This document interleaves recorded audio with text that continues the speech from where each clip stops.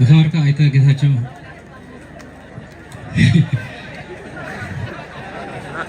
ጌታቸው የለን ዝኸበርካ አይተ አማኑኤል አሰፋ ምክትል ፕሬዝዳንት ግዛዊ ምሕዳር ትግራይ ዝኸበርካ ህዝቢ ትግራይ ዝኸበርኩም ስድራ ሰዋዕትና ዝኸበርኩም ጉዳት አካል ኩናት ትግራይና ዝኸበርኩም መመራርሃና አባላት ሰራዊት ትግራይ ዝኸበርኩም ሓለፍቲ ግዛዊ ምሕዳር ትግራይ አመራርሃን አባላትን ወደብ ህወሓት ዝኸበርኩም መራሕቲ ሃይማኖትን ዓበይቲ ዓድን ዝኸበርኩም ዕዱማት አጋይሽ ዝኸበርኩም ህዝቢ ወረዳ አስገደ ዝኸበርክንን ዝኸበርኩምን አዲመ ሎሚ ኩሎም ሰዋዕትና ንምዝካርን ኩናት ጀኖሳይድ ትግራይ ንምክልኻል ኣብ ጸሊሞይን ከባቢኡን ዝተሰውኡ ኣብ ዕንቃው ቃልስና ተጀመረሉ ቀደም በረኻ ሕዚ ከተማ ዝኾነ ደደቢት አስከሬን ሰዋዕትና ዘዕረፍናሉን እምነ ኩርናዕ ሓወልቲ ሰዋዕት ናይ ምቕማጥ ስነ ስርዓት ብሓባር ንምውጋን ብምኽኣልና ብስም ውድብ ህወሓትን ሰመይን መልእክትን ተመሓላልፍ ዝለዓለ ክብሪ ይስምዐኒ በዚ ኣጋጣሚ ኣብ ትግራይን ካብ ትግራይ ወፃእን ዝርከብ ህዝቢ ትግራይ ሓድነቱ ወስጢኑ ንኩናት ጀኖሳይድ መኪቱ ድሕሪ 8 ወርሒ ሰነ 21 2013 ዓመተ ምህረት ርእሰ ከተማ ትግራይና ዝኾነት መቐለን መብዛሕትኡ ከባቢታት ትግራይና ተቆጻጺሩ ዝመረጾ መንግስቲ ናብ ቦትኡ ዝመለሰሉ ንዓለም ዘስደመመ ታሪክ ዘመዝገበሉ ዝኽሪ መበል 40 ዓመት እንኳ ኣብፅሐኩም ክብል ይፈቱ ዝኸበርክንን ዝኸበርኩምን ኣብዚ መዕረፊ አስከሬን ሰዋዕትና ናይ ምቕማጥ ስነ ስርዓት እምነ ኩርናዕ ሓወልቲ ነቐምጠሎም ዘለና ሰዋዕት ከቢድ ውግእ ጸሊሞይን ከባቢኡን ህላዊ ትግራይናን ህዝብናን ውሑስ ንምግባር ላዕላውነትናን ኩሉ መዳብ ረብሓታት ህዝቢ ትግራይ ንምርጋጽ ክቡር ህይወቶም ዝኸፈሉ ሰዋዕትና ንምዝካርን ሕድሮም ከም ዘይንዕብርን ቃል ነቐትወላ መዓልቲ እያ ኣብ ጸሊሞይ ዝተገብረ ውግእ ኣብ ልዕሊ ህዝብና ጀኖሳይድ ከይቕጽል ወረርቲ ንምክልኻል ህዝብና ንምድሓን ዝተኸፍለ ክቡር መስዋዕቲ እዩ ኣብዚ ውግእ ጸላኢ ልዑል ክሳራ ተሸኪሙ ዝሃደመሉን ዝተበታተነሉን ብኹናት ንህዝቢ ትግራይ ከጥፍእ ሲትረፍ ከም በርክክ ከም ዘይኽእል ደጊሙ ክሓስብ ካብ ዝገበሩ ውግኣት መኸተና ሓደ ዝጥቀስ ታሪካዊ ውግእ ጸሊሞይን ከባቢኡን እዩ ኣብዚ ናይ ምክልኻል ውግእ ዝተሰዉ ብጾትና ካብ ኩሉ ዓይነት ዕድመ ጾታ ከባቢ ዝርከብዎም መርኣያ ሓድነት ትግራይ ኮይኖም ጭርሖኦም ትግራይ ትስዕር እዩ ነይሩ እዞም ብጾት ህዝቢ ትግራይ ብዓለም ዳግም ክፍለጥ ኣብ ምግባር ናይ ባዕሎም ገደን ግቡእን ዝፈጸሙን እዮም ህዝቢ ትግራይ ቁፅሩ ዋላ ውሑድ ይኹን ልዕሊ ቁፅሩ ምስ ዝኾኑን ብዙሕ ሃፍትን ጋዕገል ጠምን ምስ ዘለዎም ገጢሙ ህላውኡ ዘረጋግጽ ብወታደራዊ ሓይሊ ዘይንብርከኽ ንመሰሉን ድሕነቱን ኩሉ ዝኸፍል ህዝቢ ምዃኑ ዘርእየሉ ኣብ ከይዲ ሰላም ክመጽእ ሰዋዕትና ግቡኦም ፈጺሞም ዝሓለፉ ሃርበኛታት ህዝቢ ትግራይ እዮም ሰዋዕትና ቅኑዕ ዕላማ ህዝባውነት ጽንዓት ሓድነትን ጠንካራ ኣመራርሓ ሒዝካ ዘይስገሩ ዝመስሉ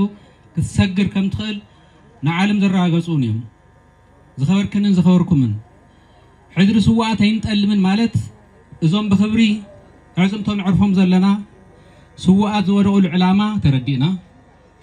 ዓጢትና ሒዝና ዝጀመሮ ግን ዘይተመለአ ዕላማ ንምዕዋት ምቅላስ ከም ዝግባእ ሰዋዕት ብጾትና ብኣና ህልዋት ህያው ኮይኖም ክቕጽሉ ንገብሮም ግቡእ ኣለና ማለት እዩ ስለ ዝኾነ እውን ነዚኦም ክንጠልሞም ክንከድዖም ታሪኾም ክንመራስሕ እንተይኮነ ነዚኦም ዝጠለመ ንትግራይ ዝጠለመ ነዚኦም ዝኸድዐ ንትግራይ ዝኸድዐ ነዚኦም ንወኸቶምን ዘመራስሐ ንትግራይን ህዝባን ዘመራስሐ ምዃኑ ተረዲእና ድሙቕ ታሪኾም ክዝከር ክዕቀብ ካብ ክብርታቶም ክንምሃር ክንወርስ ኣብ ቅድሜና ደው ብዝብል ሓወልቲ ክንሓስቦም ክንዝክሮም ብተግባር ድማ ንኸዳዓትን ጠለማት ብምቅላስ ሕድሮም ክንፍጽም ከምታ ብሓድነት ዝተሰብኡ ብሓድነትን ብጽንዓትን ዘይተመሉ ዕላማታት ንቃለስ ሕድሮም ከይንጠልም ኣብዛ ዝወደቑላ ዕፅምቶም ዘዕረፍናሉ ዝኣከምናሉ ቦታ ኮይኖም ዕዞምና ከም ዘለዎም ተረዲእና ደጊምና ቃልና ክንሐድስ ከም ዘይንጠልሞም ደጊምና ክነራግጽ ይግባእ ዝኸበርክንን ዝኸበርኩምን ከም ዝፍለጥ ድሕሪ መኸተ ጸሊሞይን ዝቐጸሉ ከበድቲ ውግኣትን ህዝቢ ትግራይ ብኹናት ከም ዘይጠፍእ ጥራሕ እንተይኮነ ከም ዘይንብርከኽ نقول قلص مسخونة بأشماغلت منجست أمريكا حبرة أفريقيا إيجاد دو أفريقيا كينيا نيجيريان كانوا تنسم عندهم مال تسابقوا أبريتوريا فريمي يهونم برك شاولو مهزونا كورت أيوسن تمازابلا تسدد حزبنا نبربتهم جزءاتنا يتملسن كانوا تقدست قديات السمعون يتفصمون كابز حليفو منجست إثيوبيا بخبان عصوان حزب تግራይ ናብ ተወሳኺ ማሕበራዊ ኢኮኖሚያውን ፖለቲካውን ጸባ ዘእቱ ስጉምታት በመውሳድ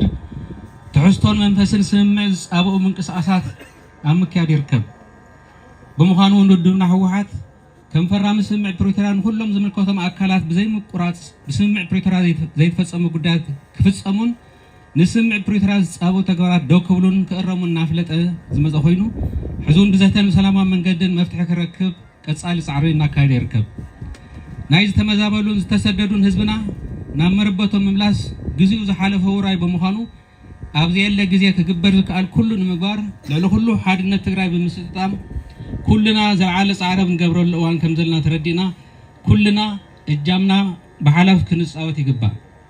ዝኸበርክንን ዝኸበርኩምን ውድብና ህወሓት ሰራዊት ትግራይናን በሐበሻ ትግራይናን በዝማዓልቲ ያጽምት ስዋአትና በኽብሪ ከዓርፉን مسرت حاولت انت نعمتن كويناه دلينا انت يكونس لعلاون اجزاءتنا وحسن مقبارن تمزابلتنا بمسرت سمع بروتران وملاسن حادنتنا حيلنا سلامون بوليتكاون قالسنا نقصل مخاننا كل فتاوي قالسنا دلاي سلامنا دغمناون نزها ندلي سلازخونه حزون عالم لخ محبرسب حبرت افريقيا اوروبا حبرت ايجادن امريكان سمع بروترا تغورا خوون اجامون كوفيو دغمنا نصوع حزب تراي لعل سلام مرغغانا منور مملاسن قدامنا زبا غداي سلازي يله سلامنا زو حسو منقساسات مس كلهم حزبታት ዘሳልጥ ሰላም ከባብና ዘጠናኸር እንበር ኣብ ልዕሊ ማንም ህዝቢ ዘቀናዕ ሸርሕ ከም ዘይኮነውን ክፍለጥ ይግባእ ሕድሪ ስዋዕትና ይንዕብርን ክብርን መጎስን ጅጋን ስዋዕትና ትግራይ ትስዕር ይቕኒልኝ ብዝን ዓለመራ ንቀበሎም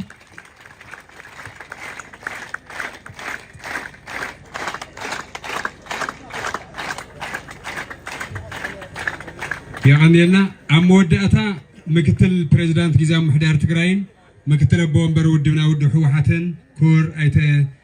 كور تقرأ لي أمان إلى صفا بزل على كبرنا مدرسة لي نجزام محدار من أطلع حلفنا نانا يوم مسرح ما بروحونا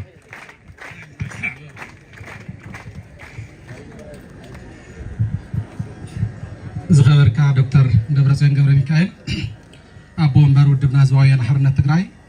زخبر كا تقرأ جنرال فسا كيدانو حلافي بيرو سلام سلطان تقراي زخبركي تقرأ لي تفتلور قبل اغزابير حلافي توانا بي صحفت ودبنا زوايا نحرنا تقراي زخبركا تقرأ لي ولد ابرها قبل صادق ام حداري زوا سمين معراب تقراي